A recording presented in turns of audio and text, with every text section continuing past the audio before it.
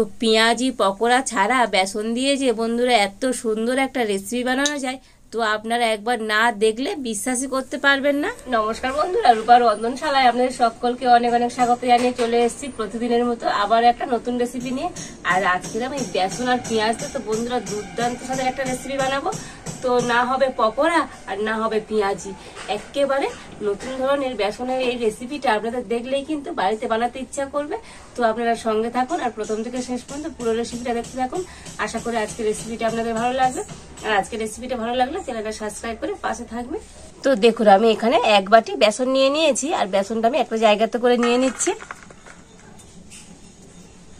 তো এবার আমি বেসনের মধ্যে দিয়ে দেব অল্প একটু সামান্য পরিমাণ লবণ, দিয়ে দেবো 1/2 চামচ জোয়ান। তো জোয়ানটা হাতে একটু এইভাবে আমি ঘষে নিয়ে আর দিয়ে দিচ্ছি। দিয়ে দিচ্ছি 1/2 চামচ কালো জিরে,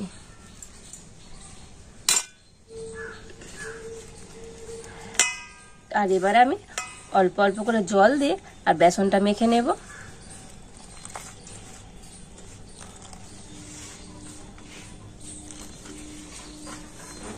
তো বেসনটা মাখার সময় দেখবেন হাতে কিন্তু এইভাবে লেগে ধরবে, তো হাতে একটু আপনারা সাদা তেল দিয়ে দেবেন। তো অল্প করে সাদা তেল দিয়ে তো এইভাবে বেসনটাকে মেখে নিতে হবে।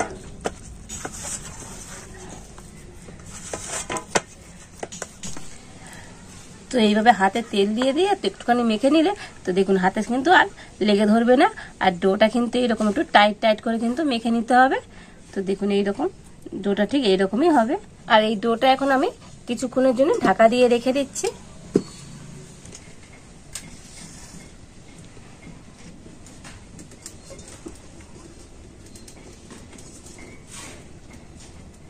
তো উনুনটা জেলে কড়া বসিয়ে দিয়েছি আর কড়াতে আমি এখন দিয়ে দেবো একটু সাদা তেল।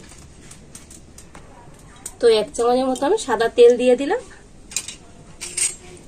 আর তেলের মধ্যে আমি দিয়ে দেবো গোটা জিরে, দিয়ে দেবো পেঁয়াজ। তো এখানে 2টো পেঁয়াজ আমি কুচিয়ে নিয়েছি, তো দিয়ে দিচ্ছি।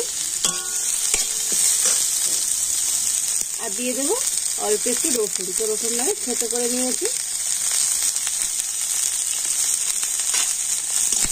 এখন সবকিছু একটু হালকা করে আমি ভেজে নিচ্ছি।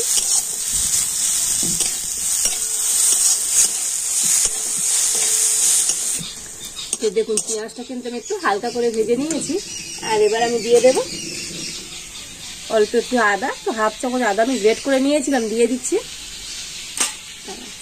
আর দিয়ে দেবো কাঁচা লঙ্কা। তো এখানে আমি 3টে কাঁচা লঙ্কা কুচিয়ে নিয়েছি। তো ঝালটা আপনাদের স্বাদ মতনই দেবেন।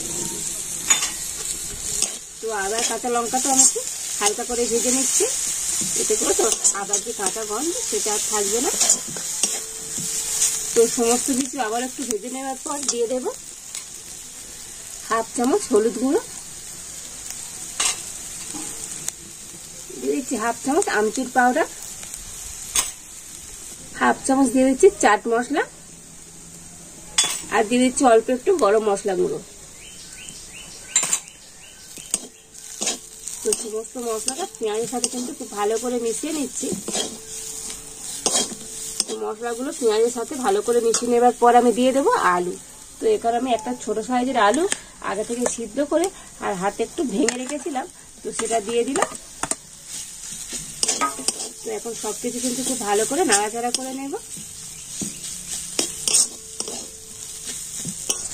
আর এবারে আমি দিয়ে দেবো লবণ। তো পরিমাণ মতো একটু লবণ দিয়ে দিচ্ছি।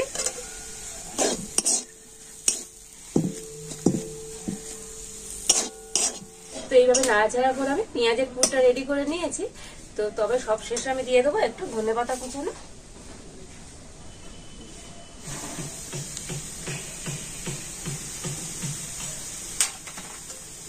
তো ধনেপাতা দিয়ে নাড়াচাড়া করে নিলেই হয়ে যাবে আজকের আমার পেঁয়াজের পুর। তো দেখুন পুরটাকে একদম রেডি করে নিয়েছি। আর এবার এখন আমি নামিয়ে নেব।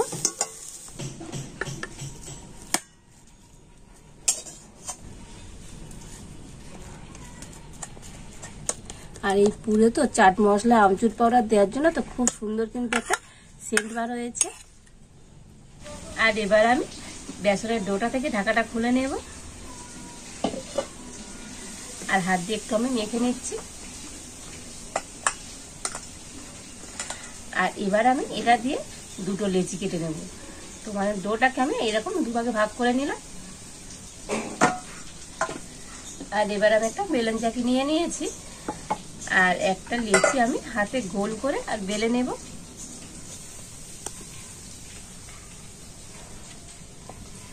তো আমি একটু আটা দিয়ে এটাকে বেলে নেব।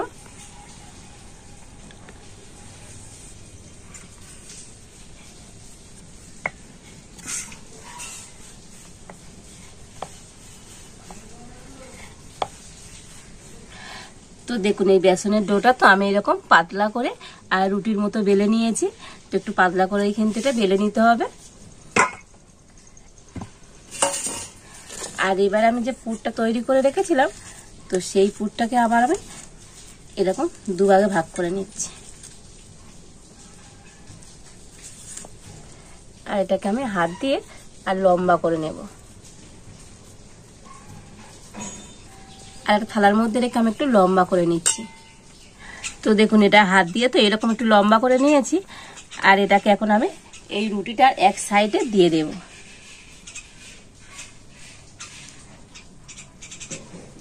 তো দেখুন এই সাইড করে দিয়ে দিয়েছি।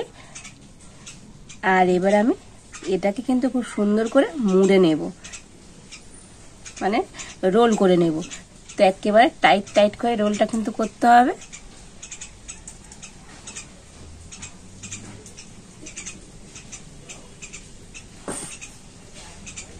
আর এই সাইডে একটুখানি জল লাগিয়ে দিচ্ছি। তো জল লাগিয়ে তো মুড়লে মোড়াটা কিন্তু আর খুলে যাবে না।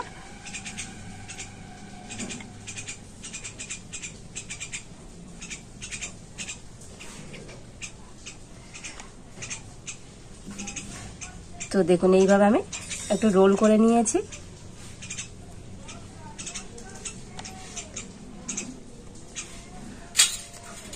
আর এবার একটা ছুরি দিয়ে এটাকে আমি কেটে নেব। তো দেখুন একটু আমি এরকম ক্যাপচা করে কেটে নিয়েছি। আর এর মাঝখানে একটু হালকা করে আমি এইভাবে কেটে কেটে দিচ্ছি।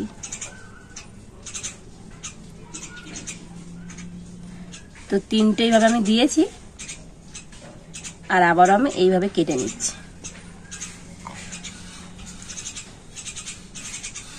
আবার আমি তিনটে একটু হালকা করে এইভাবে দিয়ে দেব। আবারও একটা কেটে নিচ্ছি।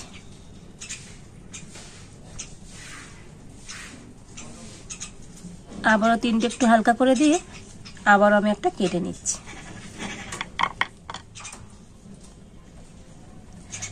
তো দেখুন এগুলোকে একটু আমি এইভাবে ডিজাইন করে নিলাম, দেখতে সুন্দর লাগবে।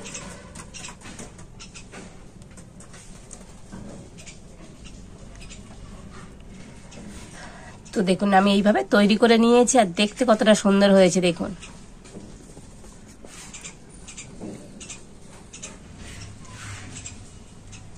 তো দেখুন আরো একটা তৈরি করে নিয়েছি।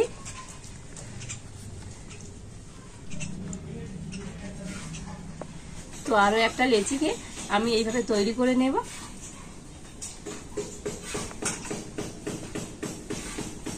তো দেখুন এগুলোকে খুব সুন্দর করে আমি রেডি করে নিয়েছি।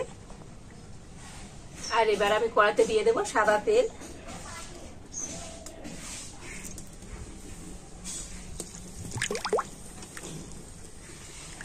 তেল গরম করে নিয়েছি, তবে তেল কিন্তু খুব বেশি গরম করব না, মিডিয়াম গরম করে নিয়ে তো এগুলো কিন্তু ভেজে নেব।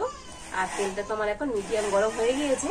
আর এখন আমি এই নাস্তাগুলো তেলের মধ্যে দিয়ে দিচ্ছি।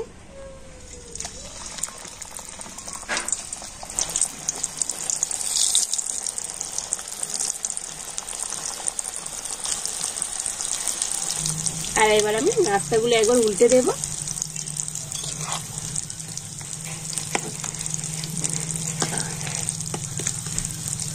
আর এখন আমি হালকা জাল দিয়ে আর এই নাস্তাগুলো উল্টে পাল্টে খুব সুন্দর লাল করে ভেজে নেব।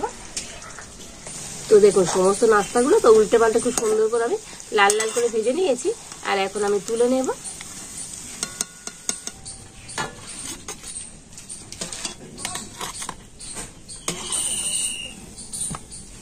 আর দেখেছেন তো বন্ধুরা, আজকের এই পেঁয়াজ আর বেসন দিয়ে এই নাস্তাটা কতটা সুন্দর দেখতে হয়েছে।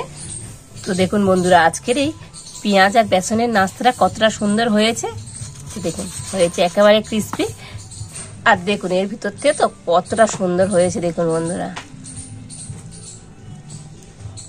দেখুন আপনারা পেঁয়াজি কিংবা পকোড়া তো অনেক খেয়েছেন, আর এই পেঁয়াজ আর বেসন দিয়ে এইভাবে এই নাস্তাটা একবার বানিয়ে দেখবেন বন্ধুরা, দুর্দান্ত হবে। আর এইগুলো তো আপনারা চায়ের সাথে খেতে পারেন কিংবা সস দিয়ে স্ন্যাক্স হিসাবে খেতে পারেন, দুর্দান্ত টেস্ট হয়।